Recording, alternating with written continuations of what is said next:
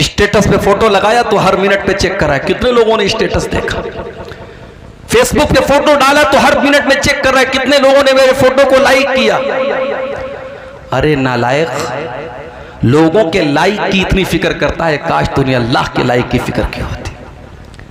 Photo तो तुमने filter करके, आज तो माशाल्लाह ऐसे ऐसे ऐप आ रहे कि भाई अमेरिका के गोरे को अफ्रीका का काला बना दो, अफ्रीका के काले को अमेरिका का गोरा बना दो। ऐसे ऐसे ऐप आ रहे, जवान को बूढ़ा बना दो। एक साहब ने मेरा फोटो भेजा एडिट करके, दाढ़ी वाड़ी गायब और बाल बिल्कुल बॉलीवुड के हीरो की तरह उड़ रहा है, और पैंट और कोट पहन करके मुझको भेज करके कहने लगे ये पहचान रहे कौन है। मैंने कहा मैं तो नहीं पहचानो, कौन है? आपका फोटो है, एडिट करके मैंने बनाया है।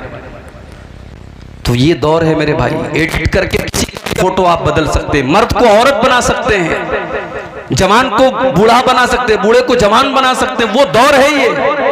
अब हमारा नौजवान बेचारा जब फोटो लेता है ना, मैं कहीं प्रोग्राम में जाता हूँ, बाज नौजवान आते हैं, बोले सब एक सेल्फी ले लेता हूँ। तो मैं देखता हूँ तो वो मोबाइल पर डायरेक्ट कैमरे से सेल्फी नहीं लेता, उसमें ऐप आता है स्नैपचैट और फलाना और डिकाना, तो उससे वो और खूबसूरत बनने लगता है अपने आप। अब ये फोटो वो फेसबुक पे डालता है और साहब बड़ी उसको फिक्र है कि मेरे फोटो को कितने लोगों ने लाइक किया। मेरे नौजवान साथियों, जितनी फिक्र आपको अपने इस फोटो के लोगों के लाइक करने की है, काश इतनी फिक्र इस बात की होती कल कयामत के दिन अल्लाह ताला हमको लाइक करेगा कि नहीं करेगा। अल्लाह की कसम, आपने अपने चेहरों को बहुत खूबसूरत बना भी लिया और बहुत मेकअप करके मेरी प्यारी माँ बहनों आपने अपने आप को खूबसूरत बना भी लिया। ब्यूटी पार्लर में आजकल देखिए वीडियो भी आता होगा फेसबुक के ऊपर कि बूढ़ी औरत को ब्यूटी पार्लर वाले जवान बना देते हैं, काली औरत को गोरी बना देते हैं, बदसूरत को खूबसूरत बना देते हैं। आपने ब्यूटी पार्लर में जाकर के अपनी बदसूरती को खूबसूरती में तब्दील कर भी लिया, अपने चेहरे को खूबसूरत बना भी लिया। मगर माफ करना मेरी बहनों और माफ करना मेरे भाइयों, अगर आपका दिल खराब है और आपका अमल सही नहीं है तो कल कयामत के दिन आपका अंजाम और हमारा अंजाम क्या होने वाला है। अल्लाह कुरान में फरमाता है ववुजूहु यौमइज़िन अलैहा गबरा तरहकुहा कतरा उलाइका हुमुल कफरतुल फजरा। कयामत के दिन कुछ ऐसे भी लोग आएंगे जिनके चेहरे काले कलूटे होंगे, जिनके चेहरों पर अल्लाह ताला तारकोल पोत देगा, उनके चेहरे बड़े बदसूरत हो जाएंगे, बड़े भयानक हो जाएंगे। वो दुनिया में बड़े हैंडसम रहे होंगे, बड़े स्मार्ट और बड़े खूबसूरत रहे होंगे, मगर कयामत के दिन उनके चेहरे बड़े बदसूरत बना दिए जाएंगे। ये कौन लोग होंगे? फरमाया उलाइका हुमुल कफरतुल फजरा। ये वो लोग होंगे जो अल्लाह का इनकार करने वाले, उसकी शरीयत का इनकार करने वाले, ये हराम खाने वाले और गलत काम करने वाले और नाजायज काम करने वाले और अल्लाह को नाराज करने वाले काम करने वाले होंगे। दुनिया में इंसान फेसबुक चला रहा है, मोबाइल चला रहा है, कोई गलत चीज देख लिया, अब डर भी है कि माँ के हाथ में लग गया, भाई के हाथ में लग गया तो देख न ले, तो क्या करता है? डिलीट कर देता है। ब्राउजर पे कोई चीज देखा डिलीट, व्हाट्सएप की चैटिंग डिलीट, फेसबुक का मैसेंजर की चैटिंग डिलीट, सब डिलीट कर दिया। दुनिया से आपने सब डिलीट कर दिया। मेरे प्यारे भाइयों, जो अल्लाह ताला का डाटा रिकॉर्ड हो रहा है, अल्लाह ताला के फरिश्ते तो सब रिकॉर्ड कर रहे हैं कि एक एक अदा आपकी रिकॉर्ड कर रहे हैं। व इन्ना अलैकुम लहाफिज़ीन किरामन कातिबीन, मेरे किरामन कातिबीन एक एक हरकत को तुम्हारे रिकॉर्ड कर रहे हैं। यालमून मा तफअलून, तुम जो जो कर रहे हो मेरे फरिश्तों को मालूम है। फरिश्ते सब रिकॉर्ड कर रहे हैं और फरिश्ते तो कर ही रहे हैं। हमने मोबाइल को उंगली से टच किया, हमारी उंगली भी रिकॉर्ड कर रही है। हमने मोबाइल पर आंखों से कुछ देखा, हमारी आंखों के अंदर भी उसकी रिकॉर्डिंग हो रही है। हमने कानों में हेडफोन लगा के, ईयरपोर्ट लगा के कुछ सुना, हमारे कान भी उसको रिकॉर्ड कर रहे हैं। और कयामत के दिन आंख भी गवाही देगी और कान भी गवाही देंगे और हमारी उंगली भी गवाही देगी। अल्लाह ने फरमाया हत्ता इज़ा मा जाऊहा शहीदा अलैहिम समउहुम व अबसारुहुम वजुलूदुहुम बिमा कानू यअमलून। क़यामत के दिन जब तुम आओगे, तुम्हारी आंखें भी तुम्हारे खिलाफ गवाही देंगी, तुम्हारे कान भी तुम्हारे खिलाफ गवाही देंगे, तुम्हारे बदन की चमड़ी भी तुम्हारे खिलाफ गवाही देगी। वक़ालू लिजुलूदिहिम लिमा शहिदतुम अलैना क़ालू अंतक़नल्लाहुल्लज़ी अंतक़ कुल्ल शै। इंसान कहेगा अपनी चमड़ी से, तू कैसे बोल रही है, तू कैसे बात कर रही है। इंसान की चमड़ी कहेगी आज अल्लाह ने हमको बोलने की ताकत दी है, बोलने की शक्ति दी है, और आज हम तेरे करतूतों का पर्दाफाश करेंगे, तेरे पोल खोलेंगे, तेरा सब कुछ बयान करेंगे। इसकी फिक्र करो मेरे भाई। ये उंगली से जो टच करते हो उंगली गवाही देगी, ये कानों से जो सुनते हो कान गवाही देंगे, आंखों से जो देखते हो आंख गवाही देगी। और अल्लाह हिसाब नहीं लेगा, अल्लाह हिसाब तो बाद में लेगा। दुनिया में क्या होता है, रिजल्ट मिलता है स्कूल में बच्चों को, उस पर लिखा रहता है पास है कि फेल है, पास है तो कौन सी डिवीजन से पास है, कितने परसेंटेज मिले। दुनिया में ये तो नहीं होता ना कि बच्चे को ला करके एग्जाम की कॉपी दे दी जाती है, लो भाई देखो तुमने जो लिखा वो नंबर मिला। ऐसा नहीं होता।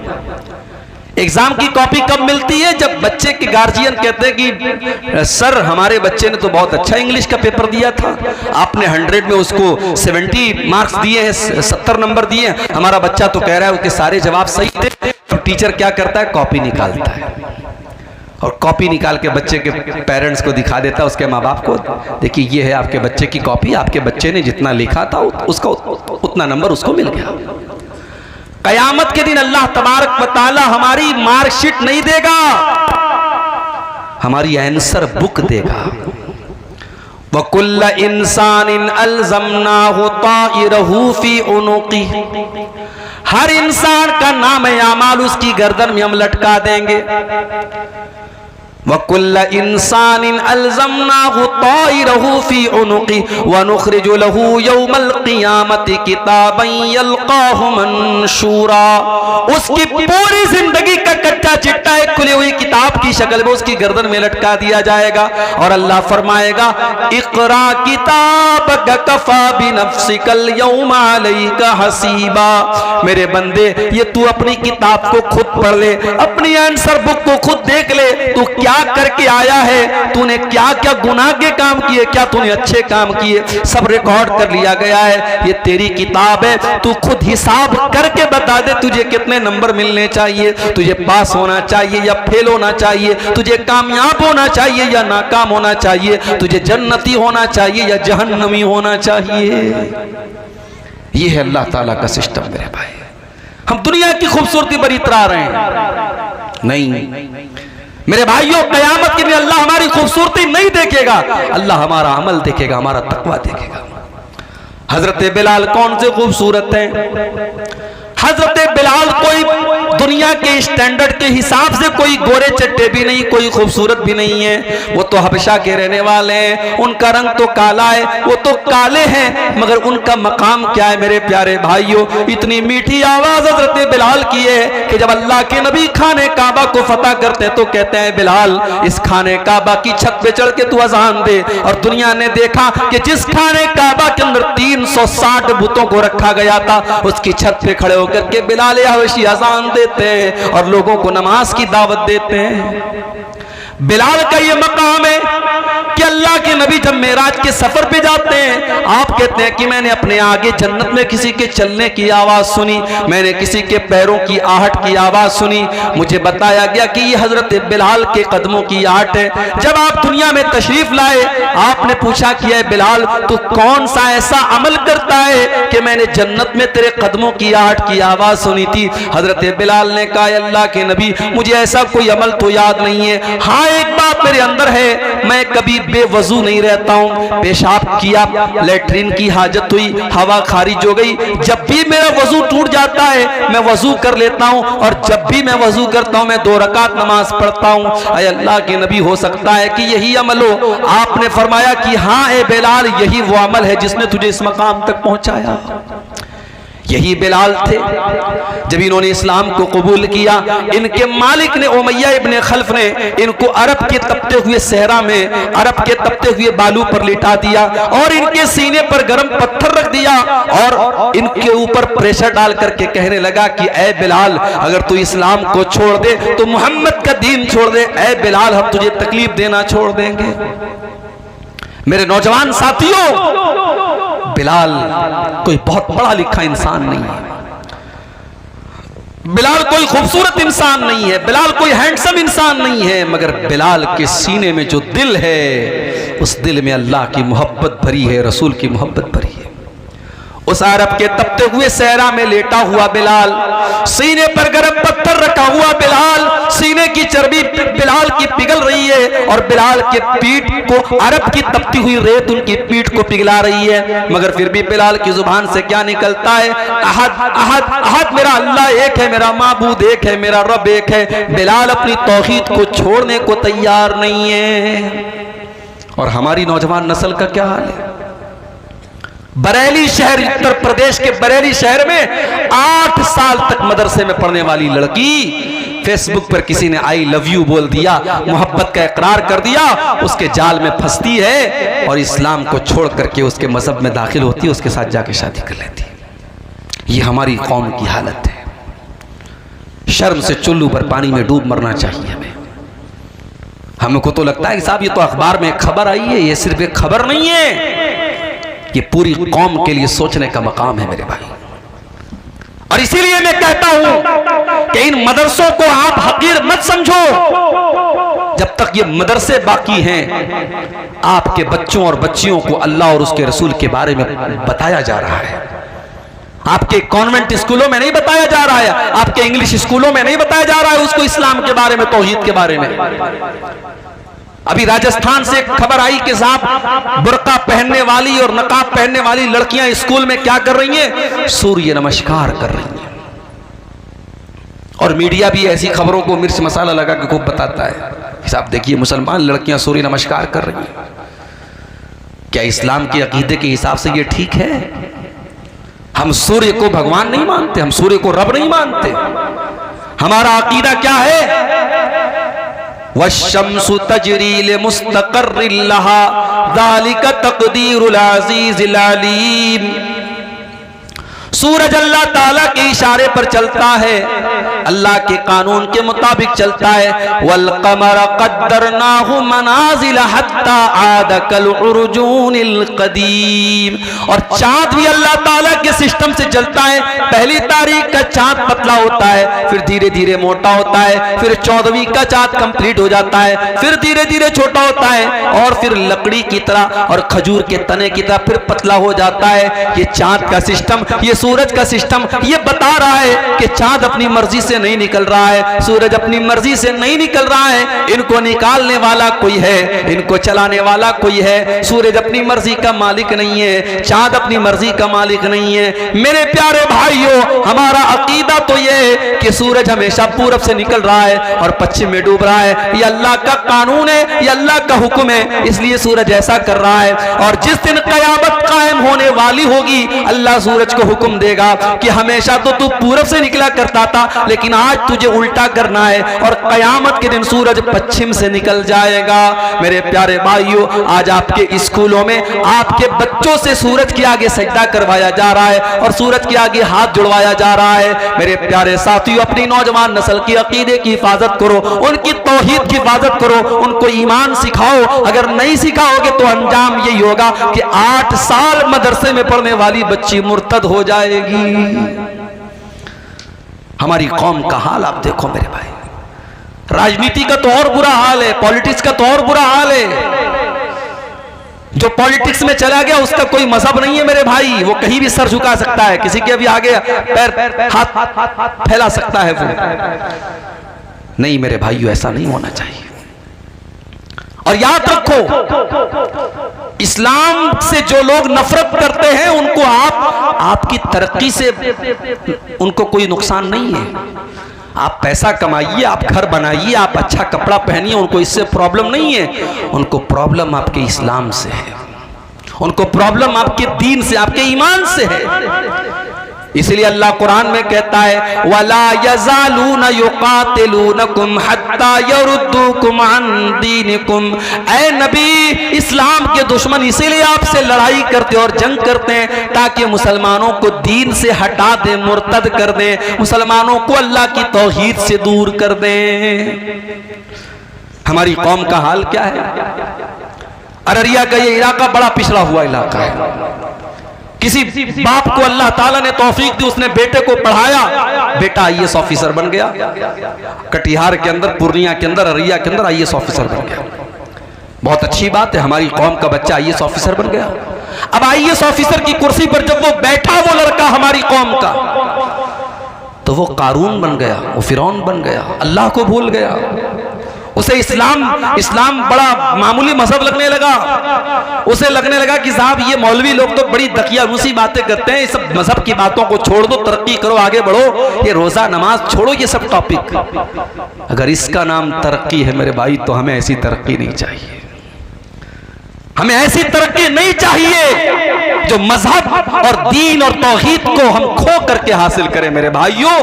इमाम मालिक का एक जुमला नोट कर लो। इमाम मालिक ने कहा था कि इस उम्मत में बाद में आने वाले लोग कामयाब नहीं हो सकते हैं जब तक वो उस फॉर्मूले को ना अपना लें जो पहले के लोगों ने अपनाया था।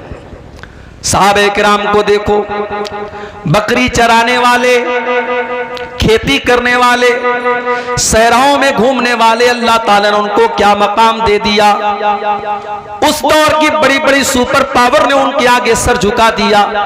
ईरान की सुपर पावर जिसको किसरा कहा जाता था, और रोम की सुपर पावर जिसको कैसर कहा जाता था, कैसर और किसरा ने भी उनको सैल्यूट किया और उनके आगे झुकना पड़ा। और बैतुल मुकद्दस जो एक जमाने तक यहूदियों के कब्जे में, ईसाइयों के कब्जे में था, उस बैतुल मुकद्दस को भी मुसलमानों ने अपने कंट्रोल में लिया और वहां पर नमाज शुरू हो गई। मेरे प्यारे साथियों, ये सारे के सारे हालात सहाबे किराम के दौर में हुए। सहाबे किराम ने तरक्की के नाम पर अपने दीन को नहीं छोड़ा, अपने ईमान को नहीं छोड़ा, अपने इस्लाम को नहीं छोड़ा। उन्होंने वक्त की फिरौनों की आंखों में आंखें मिला करके उनको घुटनों के बल गिरने पर मजबूर कर दिया, मगर अपने दीन और अपने ईमान से कभी कॉम्प्रोमाइज नहीं किया। खुद न थे जो राह पर औरों के रहबर बन गए, क्या नजर थी जिसने मुर्दों को मसीहा कर दिया। कल तक जो मुर्दा थे, अल्लाह के प्यारे नबी ने उनको मसीहा बना दिया। मेरे प्यारे साथियों, आज हमें भी तरक्की करना है, हमें भी जमाने की आंखों से आंखें मिलाना है, मगर इस्लाम को छोड़ना नहीं है, ईमान को छोड़ना नहीं है, तौहीद को छोड़ना नहीं है। मेरे भाइयों, मैं चाहता हूं कि आपके बच्चे आईएएस ऑफिसर बने, मैं चाहता हूं आपके बच्चे वकील बने, मैं चाहता हूं आपके बच्चे जज बने, मगर याद रखो, मैं ये भी चाहता हूं आपका बेटा जब वकील बने तो उसके दिल में ईमान की मोहब्बत भी हो। जब वो अदालत में केस लड़ने जाए तो कोई झूठा केस न लड़े, वो सच्चाई के लिए लड़े। मैं चाहता हूं आपकी कौम का बेटा, हमारी कौम का बेटा जज की कुर्सी पर बैठे तो वो किसी ओहदे की लालच में गलत फैसला न कर दे, वो रिटायरमेंट के दिन, आखिरी दिन ऐसा फैसला करके पूरी कौम को मुसीबत में डाल करके अपने रिटायरमेंट का प्लान न बनाने लगे, बल्कि वो जज की कुर्सी पर बैठ करके इंसाफ का, जस्टिस का, न्याय का काम करे। मैं ये चाहता हूं मेरी कौम के बच्चे डॉक्टर बने, लेकिन डॉक्टर बनने का मकसद सिर्फ गरीबों का खून चूसना ना हो, उनकी जेब से पैसे निकालना ना हो, बल्कि उस डॉक्टर का काम कौम की खिदमत करना हो। वो कोई गरीब मरीज आए तो उसका इलाज फ्री में भी कर दे, वो अगर किसी को परेशान हाल देखे तो उसकी मदद के तौर पर उसका फ्री में इलाज कर दे, उसके दिल में गरीबों का दर्द हो। ऐसा ना हो कि मरने वाला तो मर गया और उसकी बॉडी को आईसीयू में रखे हुए है और उसके घर वालों से पैसा वसूला जा रहा है, एक एक घंटे का पैसा लिया जा रहा है, मरने वाला बेचारा मर चुका है और फिर भी उसके घर वालों से पैसा लिया जा रहा है। मेरे भाइयों, ऐसे चोर और लुटेरे डॉक्टर हमें नहीं चाहिए। हम ये चाहते हैं मेरे भाई, हमारी कौम तरक्की करे, हमारा पिछड़ापन दूर हो, मगर सबके बाद हम अल्लाह। अकबर इलाहाबादी का एक शेर है ना, तुम शौक से कॉलेज में पढ़ो, चरक पे झूलो, जायज़ है गुब्बारों में उड़ो, चरक पे झूलो, बस एक सुखन बंदे आजिज कर रहे याद, अल्लाह को और अपनी हकीकत को न भूलो। हम यही चाहते हैं, हम अल्लाह को भूलने वाले न बन जाएं मेरे भाई। इसलिए कि जो अल्लाह को भूल जाएगा वो ना दुनिया में चैन पाएगा ना आखिरत में चैन पाएगा। वमन आरज़ अन ज़िक्री फ़इन्न लहू मईशतन ज़न्का, अल्लाह फरमाता है जो मुझे भूल जाएगा, जो मेरे जिक्र से मुंह मोड़ेगा, जो मेरी शरीयत से मुंह मोड़ेगा, हम उसकी जिंदगी को बेचैनी वाली जिंदगी बना देंगे। व नहशुरुहु यौमल क़ियामति आमा, और क़यामत के दिन हम उसे अंधा बना करके उठाएंगे। क़ाल रब्बि लिमा हशरतनी आमा, और क़यामत के जब अंधा बना करके उठाएंगे तो कहेगा अल्लाह मुझे अंधा क्यों बना दिया। अल्लाह फरमाएगा कज़ालिका अततका आयातुना फनसीतहा व कज़ालिकल यौम तुनसा। ऐ मेरे बंदे, जब कुरान पढ़ा जाता था, जब मेरे नबी की हदीसें पढ़ी जाती थी, तू भी तो अंधा और बहरा बन जाता था। तो तू कुरान को सुनता था न हदीसों को सुनता था, मेरी बातों को तू सुन करके अनसुना कर दिया करता था। आज हम तुझे भूल जाएंगे। मेरे प्यारे साथियों, फितनों का ये दौर है, और फितनों की जब बात आई है तो एक बहुत बड़ा फितना इस दौर का जो हमें महसूस हो रहा है, वो फितना है माल का फितना। पैसा कमाने के पीछे हमारा नौजवान अंधा बना हुआ है। मेरे पास अभी व्हाट्सएप पर मैसेज आया, मौली साहब एक कंपनी आई है, 10,000 रुपया लगा दो, हर महीने 2,000 रुपये मिलेंगे, 5 महीने में रकम खाली हो जाएगी, उसके बाद जो पैसा मिलेगा सब बेनिफिट होगा। मैंने कहा वो कंपनी कारोबार क्या करती है? कहा मौली साहब ये तो नहीं पता। कहते क्रिप्टो कोई कंपनी है, क्रिप्टो की कंपनी है, वो पैसा ले रही है। मैंने कहा कारोबार क्या करती है नहीं मालूम, पूरे गांव के लोग पड़े हुए हैं, मौलवी साहब मस्जिद के इमाम साहब भी वो काम कर रहे हैं। माफ करना मेरे भाई, कोई काम अगर इमाम साहब शुरू कर दे तो वो जायज नहीं हो जाएगा। कोई काम अगर मौलवी साहब शुरू कर दे तो वो जायज नहीं हो जाएगा। आपको पता करना पड़ेगा कि वो काम जायज भी है कि नहीं है।